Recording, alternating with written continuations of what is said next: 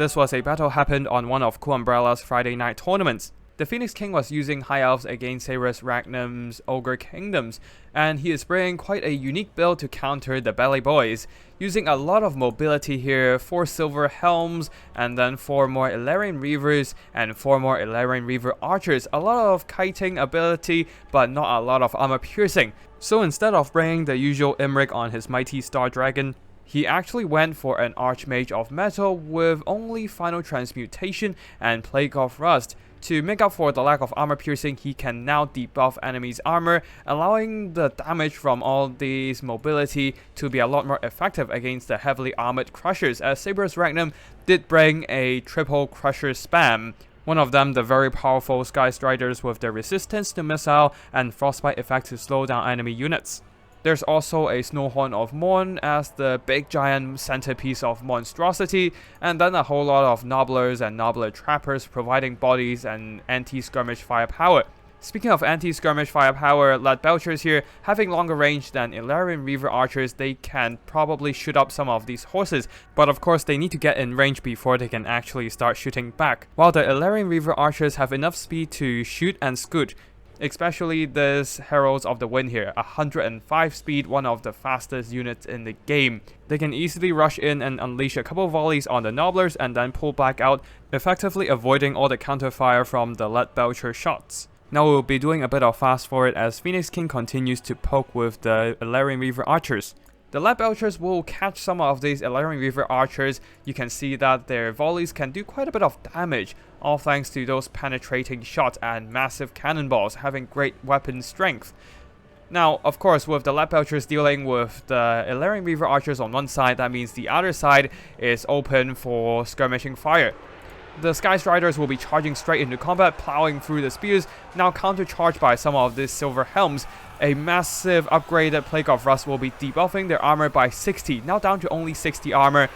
The Sky Striders are taking quite a bit of poke damage as the Silver Helms and anti-large spears are working them down, and on top of that, a Final Transmutation, possibly upgraded, will be dropped onto them.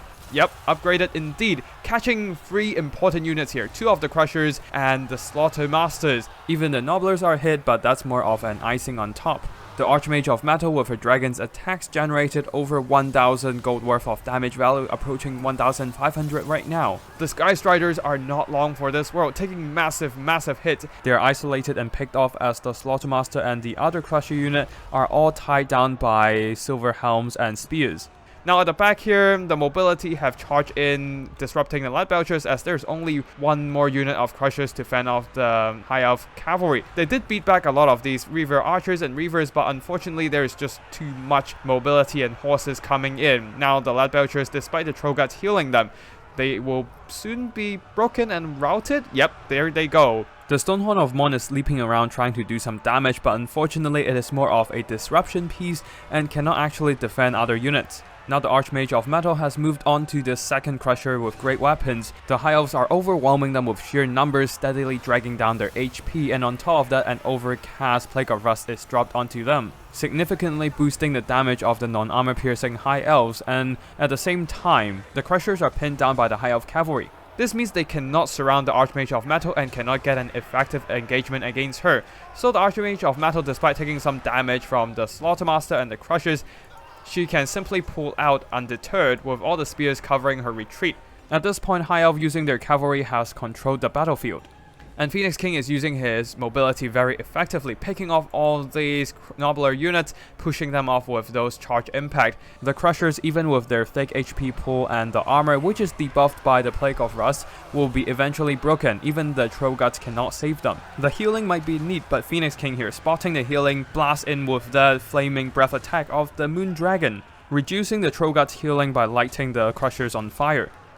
Just a lot of nice use of abilities and spells in this battle from Phoenix King here, working down all the Crushers effectively, these Crushers not having any debuff so far. But unfortunately, with the High Elf strength in numbers, I can't believe I'm saying that for the High Elves, the Crushers are being slowly grind down by combat attrition. Things are looking quite grim for the Ogre Kingdoms. Despite the balance of power being quite even, that is because the Ogres are mostly propping it up with their single entities. Anyways, we'll be going into fast forward here as the Snowhorn of Mon and the Crushers are trying to regroup. But this gives the High Elves a perfect opportunity to cast a final transmutation, further draining away the remaining hit points of the poor Crushers.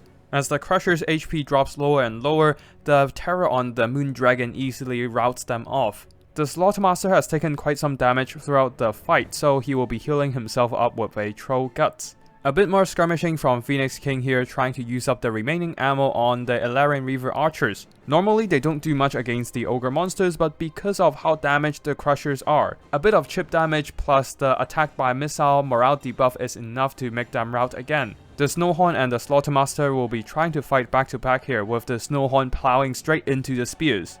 But the final transmutation will be finishing off the Slaughtermaster as the Archmage of Metal dives down, putting a few massive hits on the Ogre leaders. Another Plague of Rust on the Snowhorn of Mon, but this time the non-overcast version. Possibly due to the low HP of the Archmage not wanting to risk that risk cast damage, but that is more than enough to work down the Snowhorn of Mon, giving Phoenix King the final victory as army losses hits.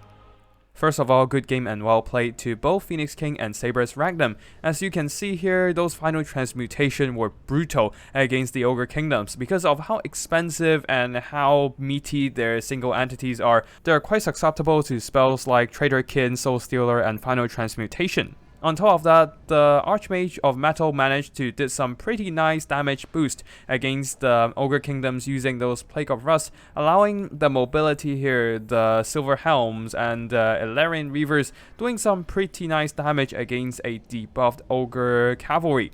Combined with some great cycle charging with all the mobility here, the Nobblers were not able to withstand against the High Elf Cavalry, and then the remaining Crushers and the Snowhorn is simply overwhelmed by the sheer numbers of High Elf Cavalry and the spell damage of the Archmage. For the Ogre Kingdoms here, the Crushers still did some very solid damage due to their powerful melee attacks, armor piercing, and anti-large, crushing a lot of these High Elf Cavalry, but unfortunately just not enough to carry the game. They earned back their value, but against the High Elf Mage of Metal, losing the Sky Striders early is a heavy blow. They also took a lot of damage in the combat, and the Snowhorn of Mon, this disruption piece, was not able to do much here as there is nothing to disrupt. If it tries to approach the Illyrian Reaver archers, they can simply back away and keep shooting. While the Lead Belcher is here doing some very minor damage because there are not enough units on the field to protect these missile units.